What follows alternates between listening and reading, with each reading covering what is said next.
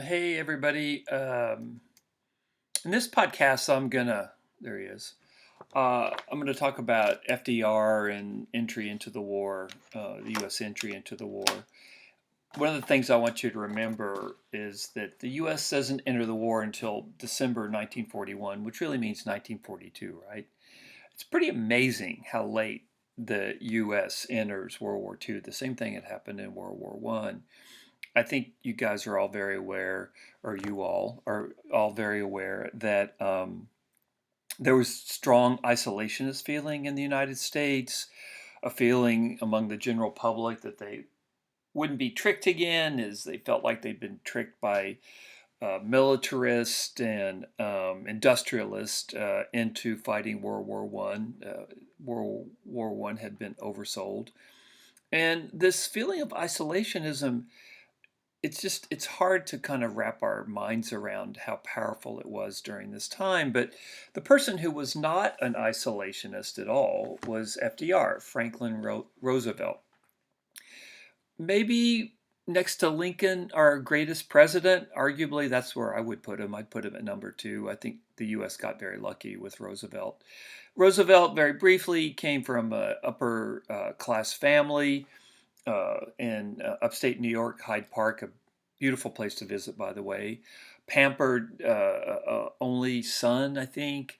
Went to Harvard, made gentleman C's at Harvard, did the kind of European travels. He was a distant cousin of Teddy Roosevelt, the president. He married Teddy Roosevelt's niece. They had a very difficult relationship. They were more partners, I would say, than more political partners than romantic partners, Franklin and Eleanor. He works his way into government. He's the assistant of the head of the Navy during World War One. He runs for vice president in 1920. Then he's struck down with polio, very famously. And he goes out of the political scene, but then he returns in 1932. It's kind of amazing. It's like the United States just decided to ignore the fact that he couldn't walk. He would kind of fake people out by having pictures of himself standing, but basically people just ignored the fact he couldn't walk. It's one of the things that really makes him amazing. Um, Becomes president in 32, fights the Depression. That's another story. Um, but let's get to his foreign relations. He's very clear that Germany, for him, is the big problem.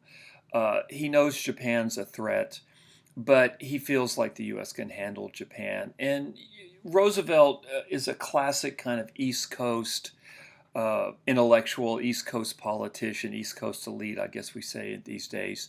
He's much more Europe focused than Asia focused. Although he was quite aware, he was a brilliant politician.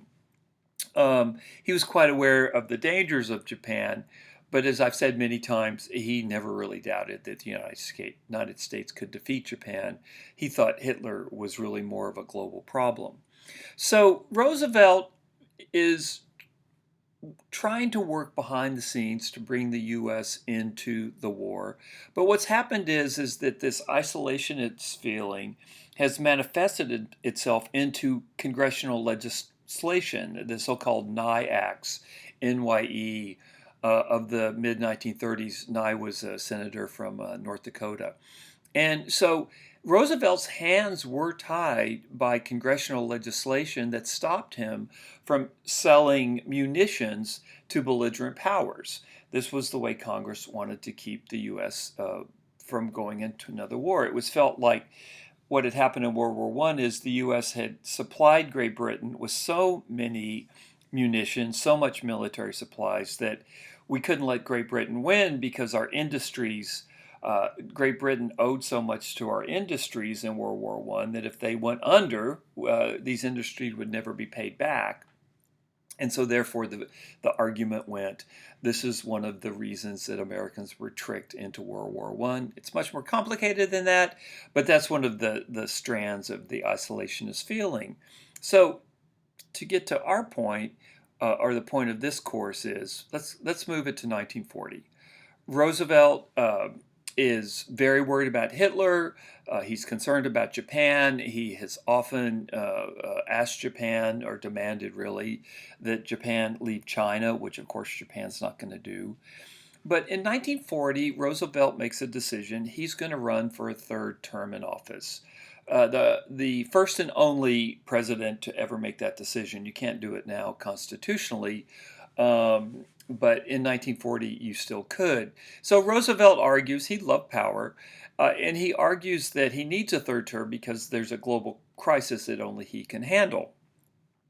And so he's running for president, and he has to promise the American people, as I said in class the other day, that the U.S. will not get involved in World War II. Now, by 1940, the war in Europe has already happened. France is conquered by November of 1940. Western Europe is conquered by the Nazis. And of course, the Japanese have occupied China, although frankly, no one's really paying attention. Very few people are paying attention to what's happening in China. Most of the U.S. is still European focused. And so Roosevelt basically has to lie to the American people. He has to tell them that, no, I will not send any American boys to fight in foreign wars. And he gave a very famous speech in October of 1940 where he had to say the words that he knew weren't true. But it's what the American people wanted to hear. So he said what he needed to say, and he wins the election in 1940. He wins the election in 1940. At that point, Roosevelt can start to move and shake. He's got 4 more years in office. The war in Europe isn't going well. And so Roosevelt comes up very, very quickly after the election. He calls the press to a press conference. He's very friendly with the press, very, very different than it is today. Today it's impossible to think of someone who couldn't walk, who's paralyzed because of not tuberculosis, polio. It's impossible to think that that would be kept secret, but the press kept the secret. And he announces the Lend-Lease Act. And basically what the Lend-Lease Act is this. Roosevelt knows that the U.S. public won't let him send troops into Europe at this point. And again, most of the folks are focused on Europe. And what he says to the reporters, and through the reporters to the American people, he uses this very, very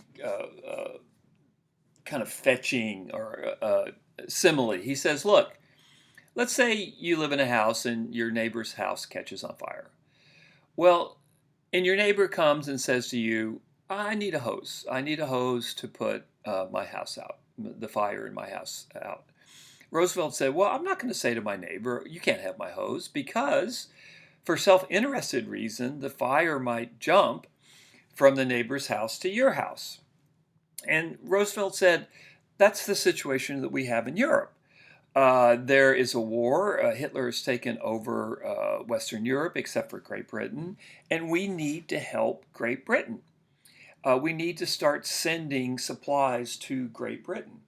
And so he proposes what he calls the Lend-Lease program.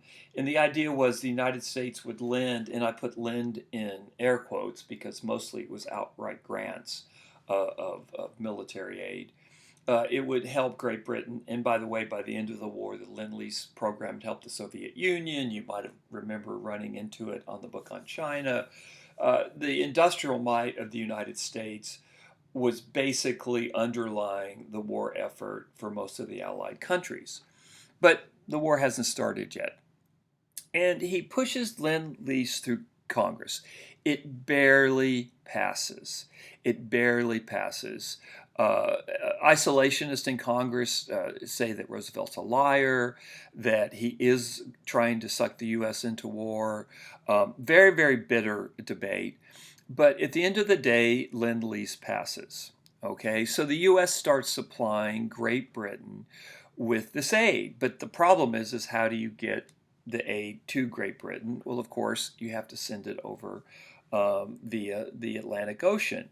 And so what happens is that the war with Germany really starts in the Atlantic Ocean. There's a naval vessel called the Reuben James, which is sunk in 1941 before Pearl Harbor, but by German U-boats. But U.S. isolation is feeling so strong that wasn't even enough to draw the U.S. into war. You would have thought that that would have been the Pearl Harbor of Germany, right? That one of their U-boats had sunk one of our ships. But no, Americans just did not want to get into the war. So ultimately, by the end of the war, the U.S.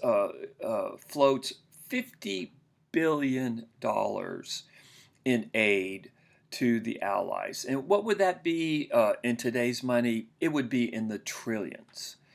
It's just really kind of incredible the amount of supplies that the U.S. Offered the Allies during World War II. And it just shows I can't overstate the significance of the American industrial might during World War II. Truly fantastic. So, but to go back to the 1940-41 period, what Roosevelt is able to do is he's able to start sending some supplies to England, but he's not in the war yet because American public opinion won't let him get into the war. So Roosevelt has to bide his time and see what happens. And what's going to happen is Pearl Harbor. So in the next podcast, I'm going to go to the other